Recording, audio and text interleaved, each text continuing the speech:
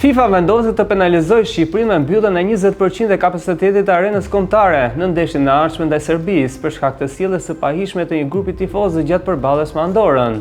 Vendimi disiplinor vjen pas konstatimeve të delegatit të ndeshjes, i cili ka vendatuar shkelje diskriminuese në sektorin në 103 të stadiumit, ku ishin tifozët Kuqezi dhe Ilerian Elit. Në minutat e para të ndeshjes, një grup prej 50 tifozësh kanë kënduar slogane me përmbajtje urrëtie dhe dhune kundër Serbisë. Si vritin i vritit i serbët dhe vrite shkatroje Serbin masakroje. Thirrje që zgjatën 15 deri në 20 sekonda janë regjistruar dhe më pas janë përkthyer në anglisht, duke u përfshirë dhe në raportin zyrtar të delegatit. Dokumenti thekson se incidenti nuk është i përsëritur gjatë ndeshjes dhe nuk pati ndërhyrje apo reagime nga lojtarët, arbitrat apo zyrtarët në fushë. Gjithsesi, ngjarja është konsideruar shkelje e rëndë e kodit disiplinor të FIFA-s për nxitje të urrëties etnike dhe dhunës. Federata Shqiptare e Futbollit është njoftuar për hetimin me 2 prill, ndërkohë që sanksioni erdhi vetëm pak ditë më vonë.